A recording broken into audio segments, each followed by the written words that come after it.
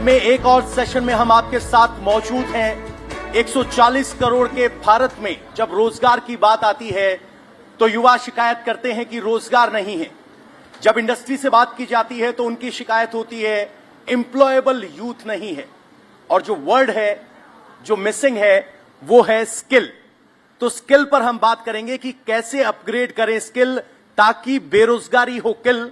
और उससे पर बात करने के लिए हमारे साथ हैं डॉक्टर अनिल सहस्त्रबुद्धे, चेयरमैन है नेशनल एजुकेशनल टेक्नोलॉजी फोरम के, और इनके ऊपर जिम्मेदारी ये है कि इस स्किल गैप को पूरा कैसे किया जाए। इंडिया टीवी पर आपका स्वागत है सर। शुरुआत इसी सवाल के साथ कि अक्सर हम एक स्किल गैप रिपोर्ट देखते हैं। कहा जाता है कि भारत में ग्रेजुएट होने वाले 52% युवा अनस्किल्ड है, एम्प्लॉयबल नहीं है।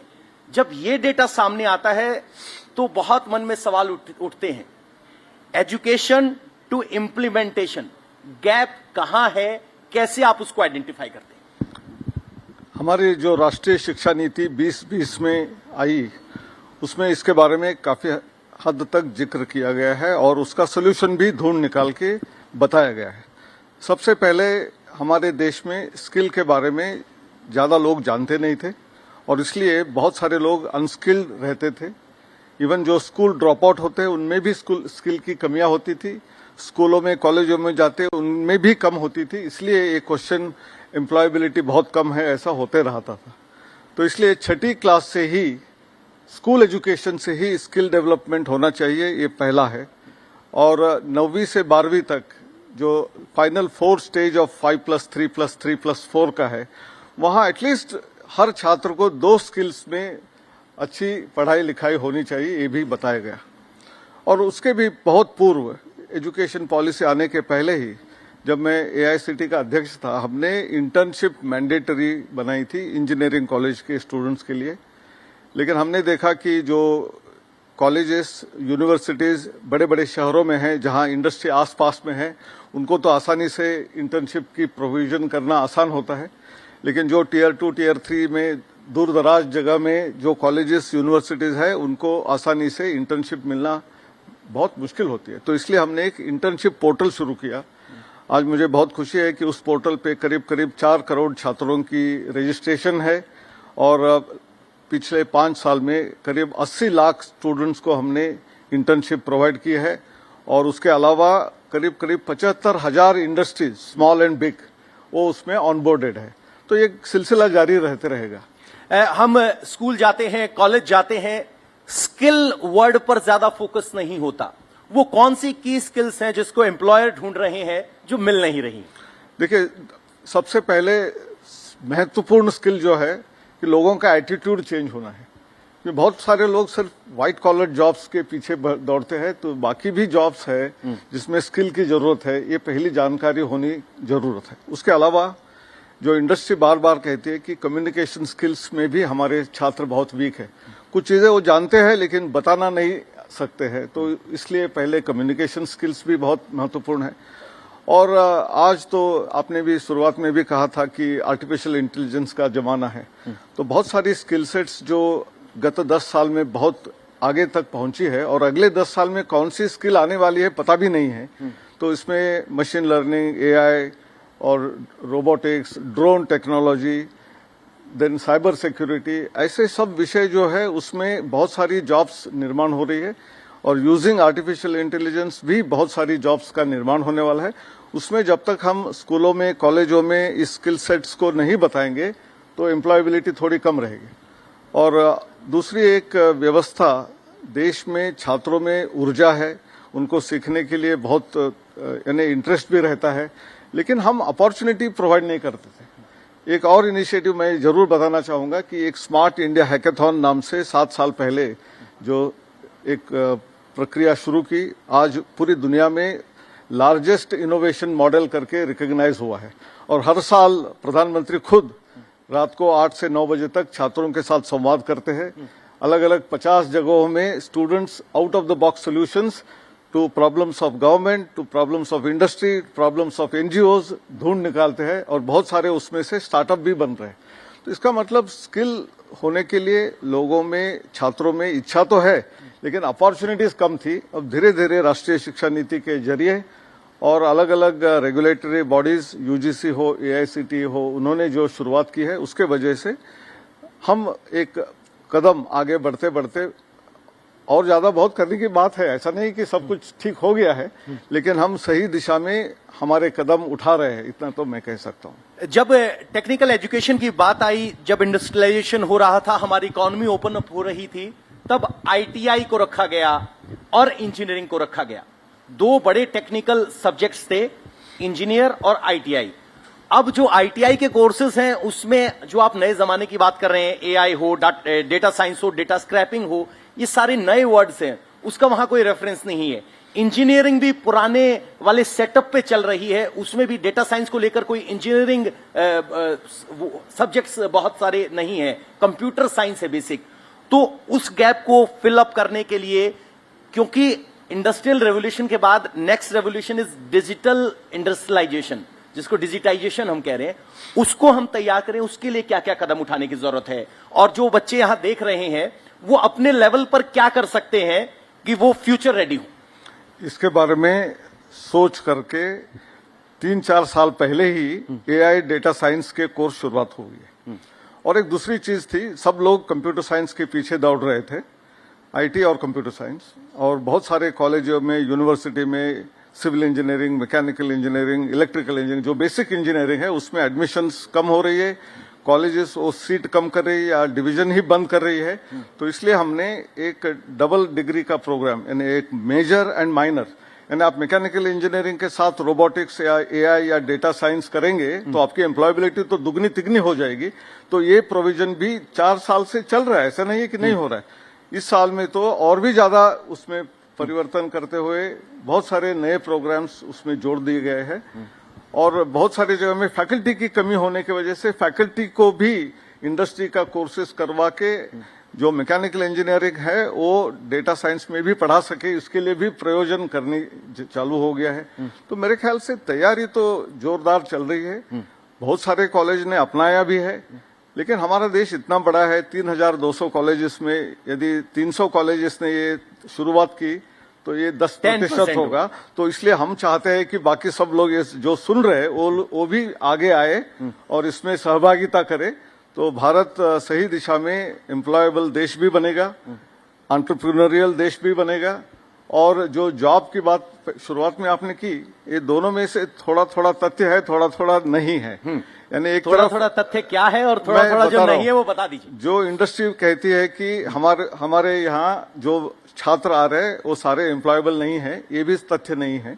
कुछ लोग जरूर एम्प्लॉयबल नहीं है, ये सही है, लेकिन बहुत सारे लोग एम्प्लॉयबल भी है, लेकिन उतनी जॉब्स इंडस्ट्री में नहीं है, ये भी मान्यता करनी पड़ेगी। हम करीब करीब 15 लाख इंजीनियर्स को हर साल तैयार कर रहे हैं और बाकी ग्रेजुएट मिलके 1 करोड़ लोगों को तैयार कर रहे हैं। इतनी जॉब तो इंडस्ट्री में नहीं है, लेकिन इसलिए हर कॉलेज में, यूनिवर्सिटी में एक इंक्यूबेटर बनाकर स्टार्टअप्स को प्रोविजन देते हुए अटल टिंकरिंग लैब चल रही हैं 100 यूनिवर्सिटीज में। वो अटल टिंकरिंग लैब जो चल रही है 10,000 स्कूलों में चल रही है, स्कूल में भी चल रही है, स्कूलों में ही चल रही है। अटल टिंकरिंग लैब नाम जो है वो स्कूलों में है। हाँ जी। और इस साल के बजट में और 50,000 स्कूलों में करने की प्रोविजन की गई है। तो ये तो स्कूल से ही ये सब चीजें बननी चाहिए। और जो हायर एजुकेशन है उसमें डीएसटी के तरफ से और अटल इनोवेशन मिशन जो नीति आयोग का है उनके तरफ से बहुत सारे यूनिवर्सिटीज, कॉलेजेस में इंक्यूबेटर सेटअप किया गया है। और ना केवल उस कॉलेज या यूनिवर्सिटी के छात्र, लेकिन आसपास के कॉलेज के छात्र भी वहां इंक्यूबेशन करने के लिए अपनी ब्राइट आइडिया कुछ है तो उसको प्रयोग करने के लिए आ सकते हैं। और जॉब के लिए न जाते हुए बहुत सारे लोग आज युवा स्टार्टअप की दुनिया में आ रहे। मैं छोटा स्टैटिस्टिक्स बताना है तो 10 साल पहले हमारे देश में 400 रजिस्टर्ड स्टार्टअप्स थे, आज 1,40,000 के ऊपर है। इमेजिन द नंबर, 400 कहाँ है और 1,40,000 कहाँ है। तो इसका मतलब एक अलग माहौल देश में तैयार हो रहा है। We are the 3rd largest startup ecosystem of the world, 2nd largest higher education ecosystem of the world. In terms of innovation हम 9 साल पहले 81वें स्थान पर थे, 81st position. Today we are on the 39th position, 39वें स्थान पर पहुंच गए। यानी हमने आधा रास्ता तय किया है, बाकी आधा रास्ता अगले 5 साल 6 साल में करेंगे तो हम दुनिया के टॉप 10 इनोवेटिव नेशंस में गिनते जाएंगे। मैं आपको वापस स्कूल एजुकेशन की तरफ लाना चाहता हूं, क्योंकि नेशनल एजुकेशन पॉलिसी में जो बदलाव किए गए हैं वो बहुत फ्यूचरिस्टिक हैं, बहुत एक ऑर्बिट शिफ्ट जिसको कहा जाता है वो लेकर आ रहा है। जो पेरेंट्स इस सेशन को देख रहे हैं वो जानना चाहेंगे कि स्कूल लाइफ जो हम अर्ली लर्निंग स्टेज होती है, उसके बाद जब 6 से शुरू होके अगला जो ब्रैकेट शुरू होता है, तो कौन कौन से स्किल्स हैं जिस पर फोकस करना चाहिए, और भले ही वो स्कूल में ना हो लेकिन पेरेंट्स घर पर कौन कौन सी स्किल्स पर फोकस करें, बच्चे को कैसे गाइड करें, वो थोड़ा अगर रोड मैप आप दे पाएं तो स्कूल के जरिए वो पहुंचे, उससे ज्यादा पेरेंट्स अवेयरनेस बहुत जरूरी। नहीं, आई थिंक दोनों तरफ से होने की जरूरत है। पहले तो पेरेंट्स को ऐसे स्किल्स में पार्टिसिपेट करने के लिए मना नहीं करना चाहिए। वो बहुत सिंपल स्किल सेट्स भी हो सकती है। सब्जी काटने का भी स्किल है, क्यों नहीं, तो चाकू से अपना हाथ कट जाएगा खाना बनाते समय। तो वैसे ही गार्डनिंग करना है, तो उसमें कौन से पौधे कौन से जगह में कौन से जमीन में लगने से अच्छे होते हैं, कौन से हॉर्टिकल्चर प्रोडक्ट हमारे आसपास भी हम प्रोड्यूस कर सकते हैं, खेती कैसी होती है, ये स्किल सेट से लेकर कारपेंट्री हो, वेल्डिंग हो, ऐसे जो hard mechanical engineering oriented skills हो, मशीनिंग हो, लेथ मशीन, ड्रिलिंग मशीन। उसके बाद जो कंप्यूटर स्किल्स है, कंप्यूटर लैंग्वेजेस है जैसे पाइथन, सी प्रोग्रामिंग, ये सब चीजें। उसके अलावा robotics, drones technology, artificial intelligence के बारे में, उसके अलावा data science, data security, cyber security, ऐसे अनेक स्किल्स जो है अपनी अपनी रुचि के हिसाब से जिस जिस स्कूल में जो जो प्रोविजन हो सकता है वहां से करना शुरुआत करनी है। और जहां पेरेंट्स अपने घर में भी कुछ पढ़ा सकते हैं, लिखा सकते हैं, तो वो भी करना चाहिए, लेकिन ज्यादा स्कूलों के ऊपर जिम्मेदारी ज्यादा है। तीसरी चीज मैं बताना चाहता हूँ, कई जगह में ऐसा भी हो सकता है, दूर दराज जगह में ऐसे फैकल्टी नहीं है जो ये सब स्किल्स प्रोवाइड कर सकेंगे, लेकिन आज डिजिटल माध्यम से, इंटरनेट माध्यम से बहुत सारी स्किल सेट्स घर में बैठ के भी और अपने स्कूल में भी कंप्यूटर के जरिए इंटरनेट होने से आप प्रदान कर सकते हैं, ले सकते हैं। और ये बहुत दुनिया का सबसे बड़ा प्रोग्राम इंडिया में जो डिजिटल इंडिया मिशन शुरुआत हुई, उसके 2 परिणाम हमने देखे। पहला, जब कोविड हुआ तो दुनिया भर के अनेक राष्ट्र अपने स्कूलों को, कॉलेजों को बंद करके रखे थे, लेकिन भारत में भले सेशंस डिले हो गया 6 महीना 4 महीना अलग अलग जगहों में, लेकिन किसी का भी 1 साल व्यर्थ नहीं गया। ये पहला, ऑनलाइन क्लासेस चली स्कूल से लेकर कॉलेज और यूनिवर्सिटी तक।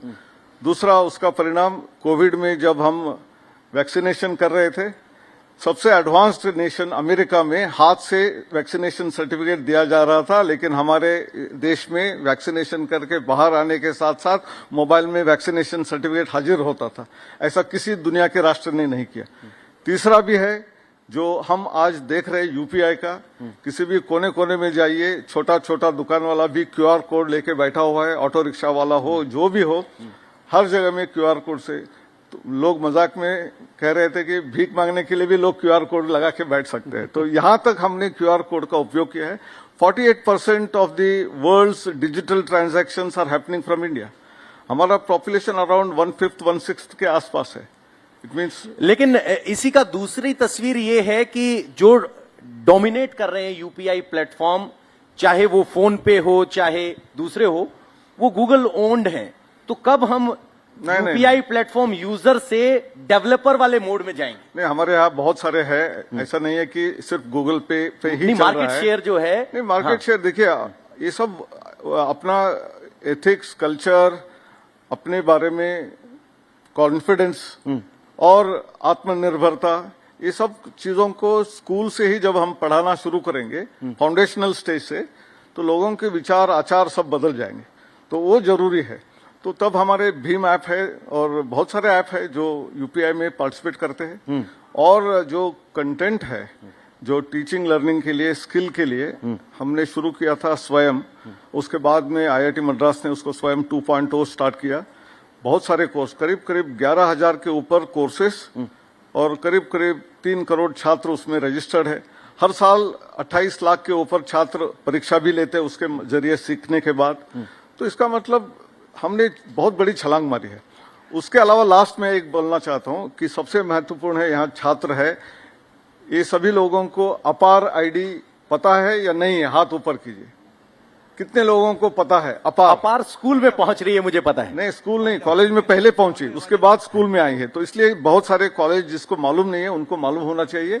अपार का मतलब है automated permanent academic account registry, बिल्कुल। And that is connected linked with ये आपकी एजुकेशन का आधार कार्ड है। हाँ, एजुकेशन का आधार कार्ड है। यूपीआई मूवमेंट इन एजुकेशन है, यूपीआई मूवमेंट इन एजुकेशन है। और ये एकेडमिक बैंक ऑफ क्रेडिट्स के साथ जुड़ा हुआ है, ताकि आपके कॉलेज यूनिवर्सिटी में जो भी आप कोर्स करते हो उसके सारे ग्रेड या परसेंटेज मार्क्स उसमें डिपॉजिट किए जाते हैं।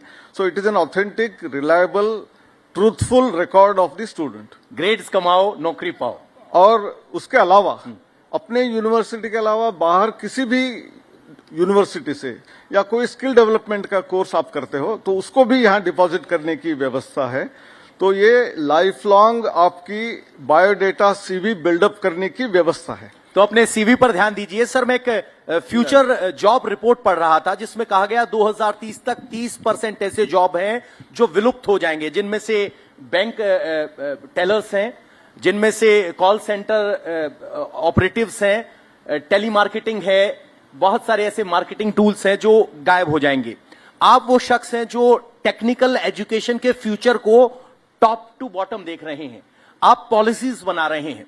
तो जो यंगस्टर्स हमें देख रहे हैं उन्हें आप क्या बताएंगे कि कौन से वो सेक्टर्स हैं जिनको उन्हें थोड़ा अभी छोड़कर फ्यूचरिस्टिक सोचना चाहिए? जो 8वीं 9वीं 10वीं में है वो किन फ्यूचर जॉब प्रोस्पेक्ट्स को देखे और किन जॉब प्रोस्पेक्ट्स पर खतरा है? देखिए, खतरा ऐसे रूटीन जो काम होते हैं, रूटीन जो जॉब होते हैं वही रिपीटेबल होते हैं, उस जॉब्स को खतरा है। लेकिन जहां इनोवेशन का इन्वॉल्वमेंट होता है, कुछ नया करने की क्षमता जिसमें होती है, लोगों को सुलभता से कुछ और चीजें देने के लिए जहां होते हैं, वैसे वो कंप्यूटर के एप्स हो, मोबाइल एप्स हो, तैयार करने से लेकर इवन शिक्षा देने के लिए हो, या एग्रीकल्चर में आप हमारे किसानों को सही समय पर सही सलाह देने के लिए हो, या हेल्थ केयर में हो, बहुत सारी अपॉर्चुनिटीज है। तो छात्रों को वेदर कला क्षेत्र में हो, साइंस क्षेत्र में हो, कॉमर्स क्षेत्र में हो, लॉ में हो, मेडिकल में हो, इंजीनियरिंग में हो, जहां जब तक आप अपनी पूरी अपने को झोंक नहीं देते हो और अच्छा से अच्छा करने की कोशिश नहीं करते हो, तो किसी भी फील्ड में जॉब नहीं है और किसी भी फील्ड में जॉब है। तो सर जो कह रहे हैं, डॉक्टर अनिल सहस्त्रबुद्धे, वो कह रहे हैं कि मंडेन जॉब्स जो मशीन की तरह काम करने से चलती है उनको मशीन करेगी, लेकिन जो क्रिएटिव जॉब्स हैं उसकी अपॉर्चुनिटी बढ़ेगी। एआई से डरने की जरूरत नहीं, सीखने की जरूरत है, क्योंकि एआई आएगा तो काम आसान करेगा और जो नहीं सोच पाएगा उसकी जिम्मेदारी आपके दिमाग पर है। आपने हमारे लिए वक्त दिया, आपका बहुत बहुत शुक्रिया सर इस सेशन में आने के लिए। धन्यवाद, नमस्कार।